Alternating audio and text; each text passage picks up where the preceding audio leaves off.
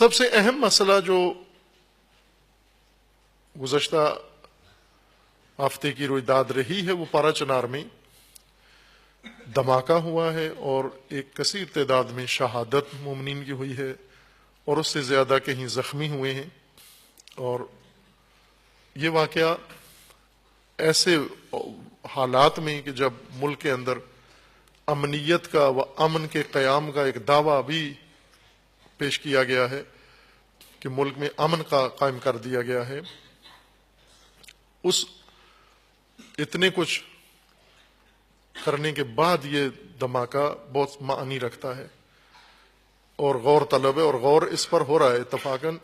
پارا چنار میں یہ شاید 7واں 8واں دھماکہ ہے چند سالوں کے اندر، لیکن جتنا اس دھماکے نے توجہ اپنی طرف مبذول کرائی ہے اتنی پہلے کسی واقعے نے نہیں کرائی.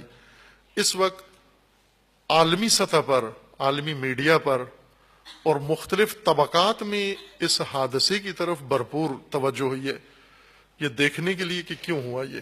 چونکہ پارا چنار آپ جانتے ہیں کہ تقریباً پاکستانی فورسز کے ہاتھ میں ہیں. وہاں کی جو مقامی پولیس ہے یا نیم فوجی گروہ ہے ان کے پاس ہے، رینجرز ہیں، فوج ہے، ان کے اختیار میں ہے. اور خود پارا چنار کے رہنے والے بھی اگر پارا چنار جائیں تو انہیں راستے میں چیک کیا جاتا ہے، کئی جگہ ان کو اتار کر ان کی تلاشی لی جاتی ہے گاڑیوں سے اور شناختی کارڈ دیکھے جاتے ہیں. ایک دقیق چیکنگ کے بعد انہیں بھی عطا اجازت دی جاتی ہے. اور اس صورتحال میں یہ دھماکہ ہو جانا، اس وجہ سے اس کی حساسیت ہوئی ہے کہ پہلے تو شہر عوام کے رحم و کرم پر ہوتا تھا، لوگ خود اپنا خیال خود رکھیں، لیکن اس وقت عوام کے رحم و کرم پر نہیں ہے بلکہ حکومت کے رحم و کرم پر ہے. حکومت نے وہاں پر سارا انتظام سنبھال لیا ہے، ہر چیز اپنے اختیار میں لی ہوئی ہے. اور پھر یہ اتنا خوفناک اور اتنا افسوسناک دھماکہ ہونا، اس وجہ سے اس نے یہ توجہ ابھاری ہے. لیکن جو خود پارا چنار کے مقامی و پاکستانی قوم سے متعلق چیز ہے سمجھنے کی، وہ یہ ہے عزیزان کہ پارا چنار کا جو واقعہ ہوا ہے، ہم یہ نہ سمجھے کہ صرف یہ پارا چنار سے اس کا تعلق ہے، بلکہ مجموعی طور پر ملکی صورتحال سے بھی اس کا تعلق ہے اور عالمی صورتحال سے بھی اس کا تعلق ہے اس پارا چنار کے واقعہ کا، کہ یہ واقعہ خاص تفسیر اپنی کروا رہا ہے اور کر رہے ہیں اس واقعہ کی تفسیر.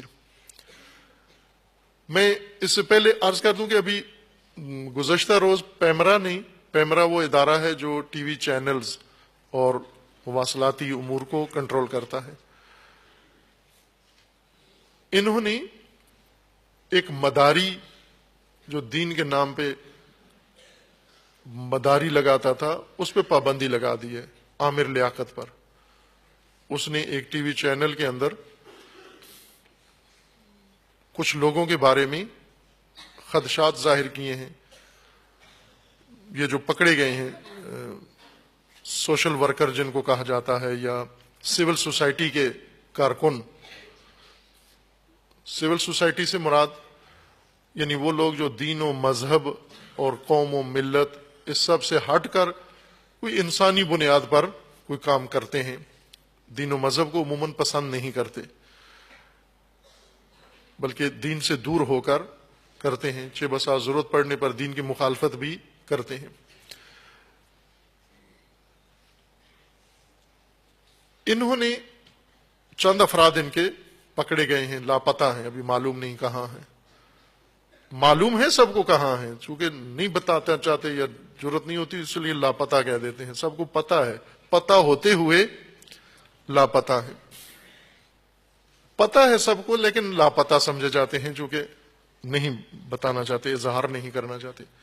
ان افراد کے بارے میں یہ کہا ہے کہ انہوں نے سوشل میڈیا تمام دنیا میں اور پاکستان میں بےہودگی کا مرکز بن گیا ہے، فساد کا مرکز ہے سوشل میڈیا. چونکہ وہ کام جو پہلے بعض اداروں کے اختیار میں تھا ابھی فرد فرد کے اختیار میں آ گیا ہے. یعنی ابھی یوں سمجھیں کہ ہر شخص کے پاس ایک اپنا ٹی وی چینل ہے, فیس بک ہے, اور اس طرح کے اور جو ویب سائٹس ہیں ان کو استعمال کر کے ہر شخص کے ذہن میں جو کچھ ہے وہ اس میں اگل دیتا ہے, پرواہ کیے بغیر. اس کے اندر فحاشی ہے, اس کے اندر بےہودگی ہے, اس کے اندر فساد ہے, اس کے اندر تہمتیں ہیں, اس کے اندر پراپوگنڈا ہے, اس کے اندر بہتان ہیں, اس کے اندر شہوت رانی ہے, اس کے اندر نفرتیں ہیں. ہر کام کر رہے ہیں سوشل میڈیا کے اوپر. یہ ان شیاطین نے ایسا ذریعہ بنا کر ہر فرد کے اختیار میں قرار دیا کہ حتیٰ لوگ سوشل میڈیا کی وجہ سے اپنی زندگیوں سے بیزار ہو گئے ہیں. کتنی طلاقیں ہوئی ہیں, اعداد و شمار دیے گئے ہیں, باقاعدہ سروے کیا گیا ہے. کتنی طلاقیں اس کی وجہ سے ہوئی ہیں کہ بیوی سوشل فیس بک پہ بیٹھی رہتی ہے, شوہر گھر میں آتا ہے وہ اس کو اٹینڈ نہیں کرتی, توجہ نہیں کرتی, پانی نہیں دیتی, بات ہی نہیں سنتی اس کی. بیوی لگی ہوئی فیس بک پہ, اس نے اپنا پیج بنایا ہوا ہے, شوہر نے اپنا پیج بنایا ہوا ہے. یہ مہینہ مہینہ ایک دوسرے سے بات ہی نہیں کرتے, چونکہ دونوں فیس بک پہ یا کسی اور اپنی ویب سائٹ کے اوپر اپنے دوست بنائے ہوئے, اپنا گروہ بنایا ہوا ہے, اور ان گروپوں کے ساتھ یہ سارے مشغول ہیں. گھریلو نظام اس نے تباہ کر دیا ہے سوشل میڈیا نے.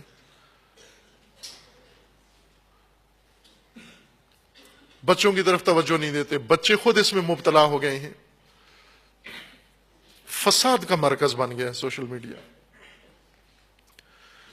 اس پر ان ورکرز نے, سول سوسائٹی کے ورکرز نے, اس ٹی وی اینکر نے انہیں کہا کہ انہوں نے توہین رسالت کی ہے, انہوں نے توہین مذہب کی ہے, انہوں نے نفرت انگیز تقریریں کی ہیں, اس وجہ سے انہیں اٹھایا گیا ہے. خوب ظاہر ہے کہ پاکستان جو جذباتی ملک ہے سارے بے دین, لیکن دین کا جذبہ بہت ہے ان کے اندر. مثلا قرآن کسی کو پڑھنا نہیں آتا, لیکن اگر انہیں پتہ چل جائے کسی نے قرآن زمین پہ رکھا ہے اس کی شامت لے ہو جاتی ہے. پڑھنا نہیں آتا ان کو کہ قرآن میں لکھا ہوا گیا ہے, لیکن یہ برداشت نہیں کرتے کہ قرآن کوئی زمین پہ رکھ دے. وہ اسی طرح ان کے اندر بھرپور جذبہ ہے.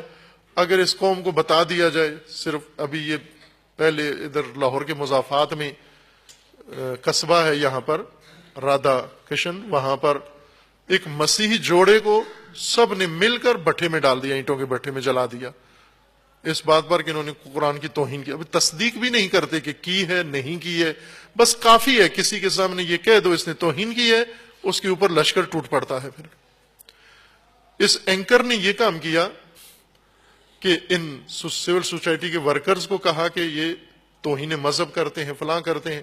خوب ظاہر ہے کہ جس کی طرف یہ ایک دفعہ تہمت بھی لگ جائے, پھر لوگ کوشش کرتے ہیں کہ اس کو کسی طرح ٹھکانے لگا دیں. وہ اپنا فریضہ سمجھتے ہیں, اس کو مار دیں, قتل کر دیں, اور اس قتل کو عین عبادت بھی سمجھتے ہیں.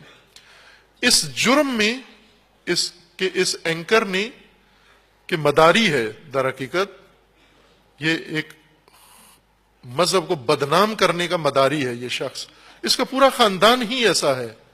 اس کا ایک بھائی شیعہ ہوا, وہ کچھ عرصہ ایران گیا, وہاں سے ایک اور طرح کا مداری بن کے آیا, زلفیں رکھ کے, اور اس نے کہا کہ میں تمام مذاہب کا بڑا گرو ہوں, میں ہندوؤں کا بھی بڑا ہوں, میں سکھوں کا بھی بڑا بزرگ, میں گرو نانک میرے اندر گھس گیا ہے, راما بھی میرے اندر گھس گیا ہے, اور وہ جتنے مذاہب کے بڑے گرو تھے سارے گھس گئے اس کے اندر. اصل میں شیطان گھسا ہوا تھا باہر کے, وہ تو واصل جہنم ہوا, وہ گمراہ و منحرف انسان. اس نے کیا کیا, مجلس پڑھی اس نے, اور کلندر کی زیارت کروائی, لوگوں کو کتا بنا کر بونکتے ہوئے, او او کرتے ہوئے, خود بھی گیا اور لوگوں کو بھی. یہ اس کا بھائی ہے, سگا بھائی. اس کا ایک بھائی سپاہی صحابہ کا کراچی کا انچارج رہا ہے, اور یہ سیاسی تنظیموں میں رہا ہے اور میڈیا میں آ کر, اور ہر طرف اس نے مداری دکھانا شروع کیا. رمضان کی توہین کرنا, ماہ رمضان میں واحد قسم کے پروگرام اجرا کرنا, ڈانسرز کو, ایکٹرز کو بلا کر تقدس رمضان مجروح کیا اس نے, اور کسی کو بھی ہوش نہیں آیا کہ یہ کیا کر رہا ہے. بہرکیف اب جب ان پر دباؤ پڑا ہے, چونکہ سول سوسائٹی یورپی یونین کی چہیتی سوسائٹی ہے, سول سوسائٹی حمایت یافتہ طبقہ ہے پاکستان کے اندر ایکٹیو لوگوں کا جو دین کے بغیر فعالیت کرتے ہیں. میں نہیں کہتا دین کے خلاف فعالیت کرتے ہیں، لیکن دین کے بغیر فعالیت کرتے ہیں. یہ سول سوسائٹی یورپی یونین کی اقوام متحدہ کی بہت چہیتی سوسائٹی ہے. اس کا معمولی سا ورکر بھی اگر اس کو چھیڑا جائے یہ چیخ پڑتے ہیں، لیکن دوسرے طبقات پہ جو مصیبت نازل ہو جائے کوئی بھی بیان نہیں دیتا. اس لیے سول سوسائٹی سے ان کا نسبت تھی، تعلق تھا، اور انہیں اٹھا لیا گیا. تو یہ شخص اس نے بڑکایا لوگوں کو کہ یہ توہین رسالت کے جو مجرم ہیں، یعنی اگر ابھی تو لاپتہ ہیں، جب پتہ چل گیا باہر آ جائے تو کوئی جیالہ جو شیلا ان کو ٹھکانے لگا دے گا. اس طرح سے انہوں نے، چونکہ اس نے خطرہ ایجاد کیا ہے ان کے لیے، اور یہ کام پیمرا نے کیا ہے. خوب یہ کام صرف ایک شخص کے ساتھ، سول سوسائٹی کے ارکان کے لیے جس نے خطرہ پیدا کیا ہے میڈیا کے ذریعے، اس کے لیے تو آپ نے برخاستگی کا حکم اور ممانعت کا حکم لاگو کر دیا. اس پر تو کیس چلنا چاہیے.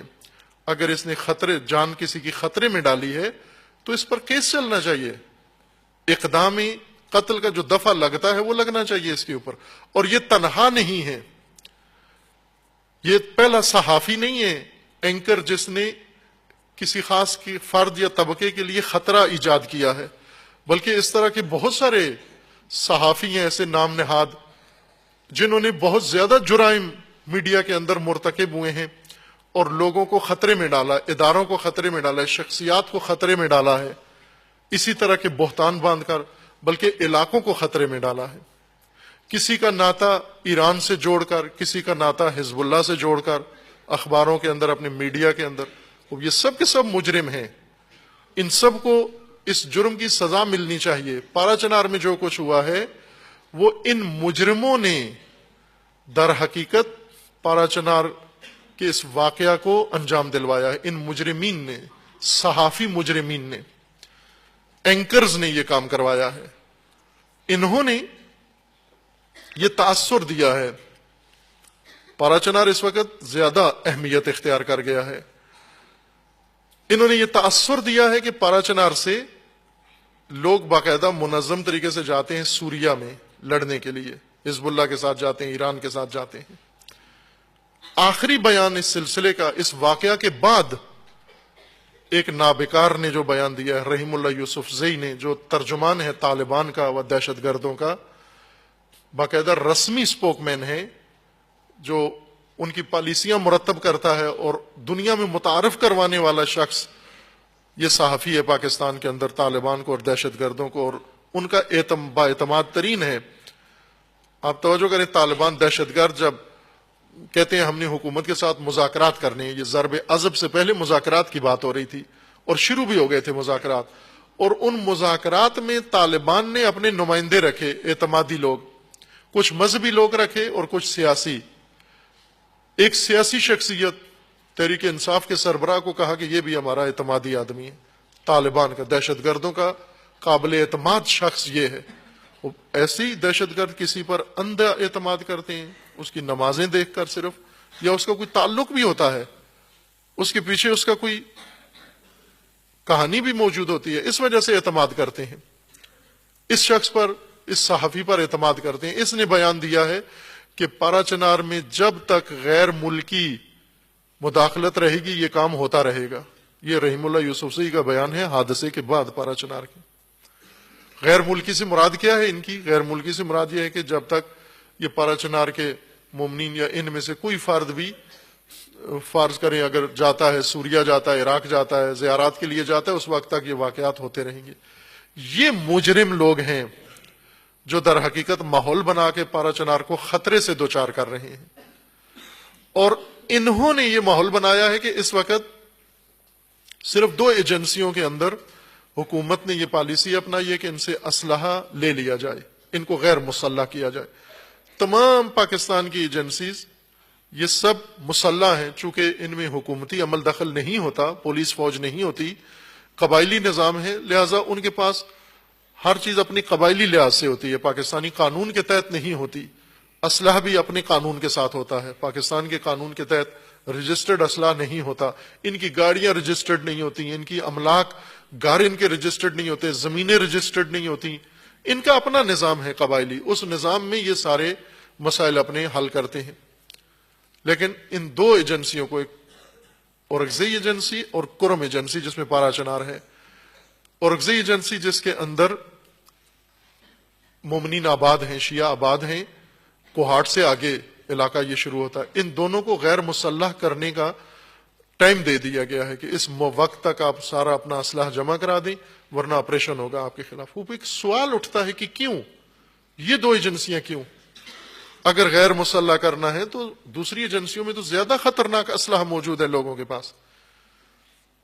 ایک طرف سے آپ میڈیا پر اکساتے ہو لوگوں کو کہ یہ وہ لوگ ہیں جو بس سوریا جاتے ہیں، فلاں جگہ جاتے ہیں، اس طرح سے بھڑکاتے ہو، میڈیا یہ کام کرتا ہے اور اینکرز یہ کام کرتے ہیں۔ ادھر سے انہوں نے اپنی حفاظت کے لیے جو انتظام کیا ہے وہ آپ نے ان سے لے لینا ہے، باقی ایجنسیوں سے نہیں لینا۔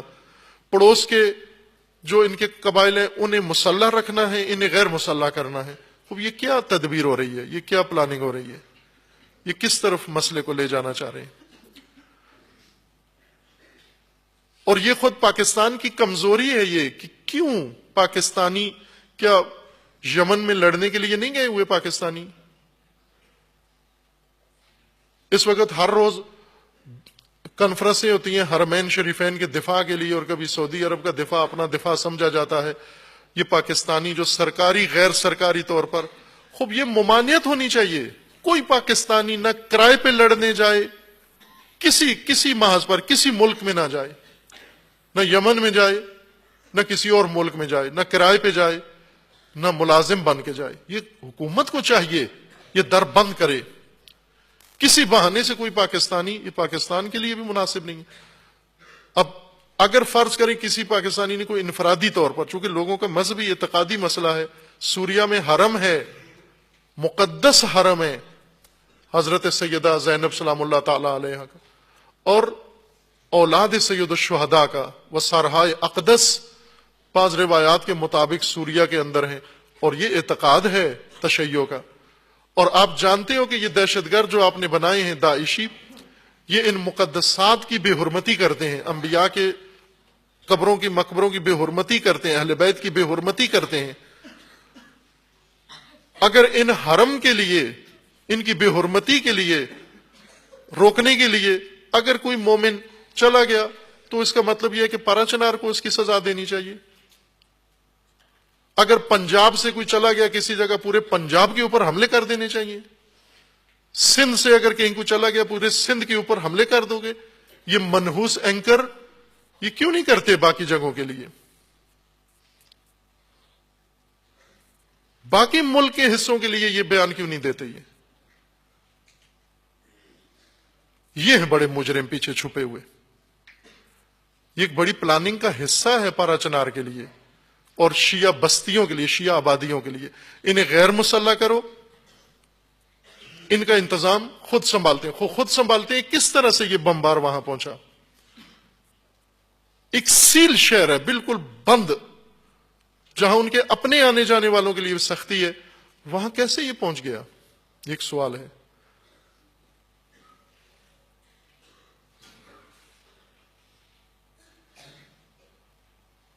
پاکستان کی کتنی یونیورسٹیاں ہیں جن سے دہشت گرد پکڑے گئے ہیں؟ ان یونیورسٹیوں پر بھی حملے کر دینے چاہیے، انہیں تباہ کر دینا چاہیے۔ بھلے جو قانون پاکستان میں جو چیز جرم ہے، ممانعت ہے، حکومت سختی سے اس پر عمل کرائے اور کوئی استثناء نہ ہو کسی کے لیے بھی۔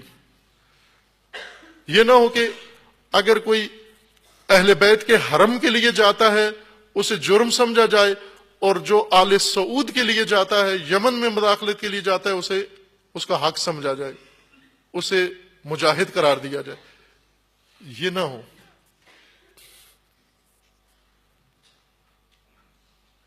تشیع پرامن ہے پاکستان میں، یک طرفہ قتل عام تشیع کا ہوا پاکستان کے اندر، یک طرفہ۔ انہوں نے اپنا حق بھی کبھی استعمال نہیں کیا مقابلے کے لیے۔ اور پھر ان کے لیے یہ پلاننگ یہ خوفناک ہے، اور یہ اسی سعودی عرب کے ساتھ جو ان کا آنا جانا ہے یہ اس کا اثر ہے در حقیقت۔ آل سعود جو ڈکٹیشن دیتے ہیں اس کے اوپر عمل ہوتا ہے پاکستان کے اوپر، اور یہ شرمناک ہے پاکستان کے حکمرانوں کے لیے، سیاستدانوں کے لیے اور لیڈرشپ کے لیے، سب کے لیے خوفناک ہے اور شرمناک ہے یہ بات کہ دہشت گرد پالنے والے لوگ ہمیں ڈکٹیشن دیں کہ اپنے ملک کے اندر اس کو کنٹرول کرو، اس کو کنٹرول کرو، اس پہ پابندی لگاؤ، اس کو اٹھا لو۔ یہ غلط بات ہے۔ اگر سول سوسائٹی کے خلاف ایک صحافی زبان درازی کرتا ہے اور آپ اس پہ پابندی لگا دیتے ہیں، تو تشیع کے خلاف جو صحافی خطرے ایجاد کرتا ہے، بیان دیتا ہے، اس پہ کیا نہیں پابندی لگنی چاہیے؟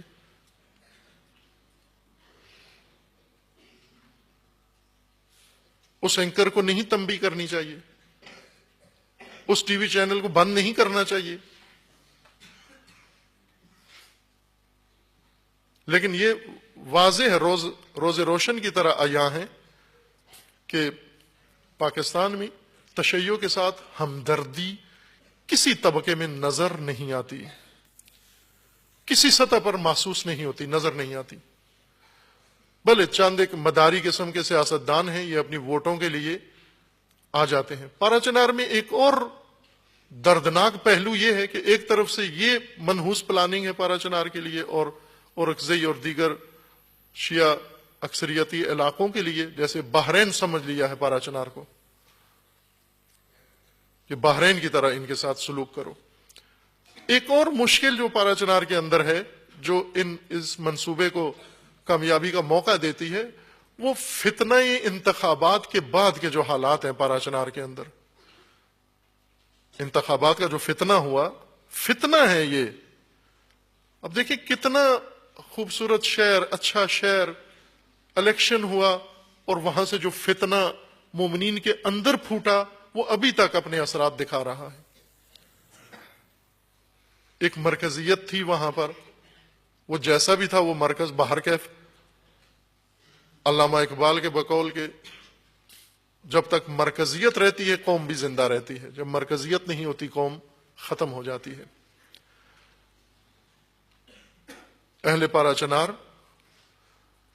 چھوٹے مسائل سے درگزر کریں، مقامی مسائل کو مقامی حد تک خاموشی سے حل کریں آپس میں، تاکہ یہ فتنے، بڑے عالمی فتنے، ان سے مغلوب نہ ہو، ان کا شکار نہ ہو جائیں، اور وہ فتنے دوبارہ تکرار نہ ہوں۔ اگر شوق ہے پارلیمنٹ میں بھیجنے کا، وہیں قبائلی نظام کے ساتھ تحت بیٹھیں، جرگا ہو، جرگا ایک آدمی کو کہے یہ ہمارا نمائندہ ہے پارلیمنٹ کے اندر، وہی نمائندہ ہو جائے۔ اگر یہ فتنہ تکرار ہوا پھر یہی پھوٹ پڑے گی، چونکہ اس عمل کی ذات کے اندر تفریق ہے، فتنہ ضرری ہے یہ کام۔ گلگت بلتستان میں الیکشن ہوا، وہاں کیا دکھایا الیکشن نے، کیا اثر دکھایا؟ آج مومنین کن حالات کا شکار ہیں وہاں۔ جہاں بھی یہ فتنہ تکرار ہوگا، آپ بیٹھے، اپنا مقامی ڈھانچہ جیسا بنا ہوا ہے قبائلی یا جو بھی نظام ایجنسی کا، اس کے مطابق جرگا بٹھا کے، اور اس میں کہیں یہ ہمارا متفقہ نمائندہ ہے، یہ جائے گا۔ باری رکھ لیں، اس دفعہ یہ جائے گا، دوسری دفعہ دوسرے گروہ کا چلا جائے گا، تیسری دفعہ تیسرے گروہ کا چلا جائے گا۔ اس طرح باریاں رکھ لیں، ایک ٹائم ٹیبل بنا لیں، اور ہر ایک کو موقع دیں، ہر فریق کو، ہر قبیلے کو موقع دیں، باری باری، مقابلہ نہ کریں آپس میں، اس بارے میں ایک دوسرے کے ساتھ مبارزہ نہ کریں، ایک دوسرے کو کمزور نہ کریں، تاکہ یہ شیاطین جن کے اندر کینہ ہے، اس وقت پارا چنار کی نسبت کینہ، نفرت پیدا ہوئی ہے دہشت گردوں کے دلوں کے اندر، کینہ توز ہو گئے ہیں، اور یہ کینہ ان صحافیوں کے اندر نظر آ رہا ہے۔ ان کی زبانوں سے جو زہر نکلتا ہے وہ بھی صاف محسوس ہو رہا ہے، یہ اس کو ہوا دے رہے ہیں۔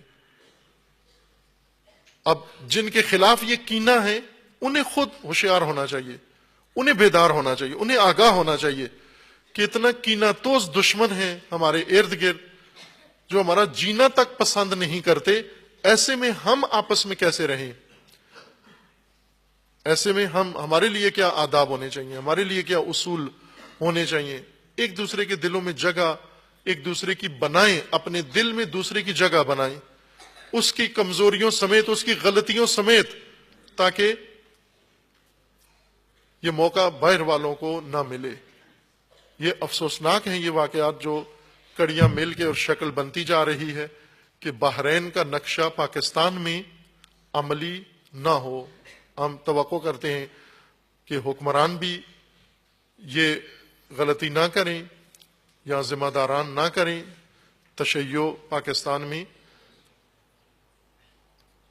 اس ملک کا حصہ ہیں، اس قوم کا حصہ ہیں، اس وطن کا حصہ ہیں، اور اس میں ان کا اتنا ہی حصہ و کردار ہے جتنا دوسروں کا ہے، سب کا ہے۔ پاکستان کوئی مذہبی بنیاد پر تقسیم نہیں ہوتا کہ جہاں شیعہ ہو اس کے لیے الگ قانون ہو، جہاں غیر شیعہ ہو اس کے لیے الگ قانون ہو۔ مذہبی تفریق کے ساتھ اگر حکومتوں نے یہ کام کیا کہ ان کو غیر مسلح کرتے جائیں، ان کو مسلح رہنے دیں، تو کیا فرقہ واریت آپ ختم کر رہے ہیں؟ نعرہ ہے فرقہ واریت ختم کرو، فرقہ واریت ختم کرنی ہے تو پھر یکساں عمل ہو، سب کے لیے ایک قانون ہو، سب کے لیے ایک دستور ہو۔ وہ گلگت بلتستان کے لوگ ہوں، وہ کشمیر کے لوگ ہوں، وہ پنجاب اور سندھ کے ہوں، جو بھی ہو، پاکستانی ہے، پاکستانی کے لیے ایک قانون ہونا چاہیے۔ اس کے مذہب کی بنیاد پر اگر آپ اس کے لیے الگ قانون بناؤ گے، الگ ضابطہ بناؤ گے، یہیں سے فرقہ واریت کو پھر موقع ملتا ہے اٹھنے کا۔ یہی غلطی ہے۔ فرقہ واریت کی بنیاد پر اگر آپ نے قانون بنانا شروع کر دیے، کسی کو کوئی کالعدم ہو کر بھی فعال ہے، اسلام آباد میں ریلیاں نکالتے ہیں، اور کوئی پرامن ہو کر بھی زیر عتاب ہیں، یہ کیوں ہے؟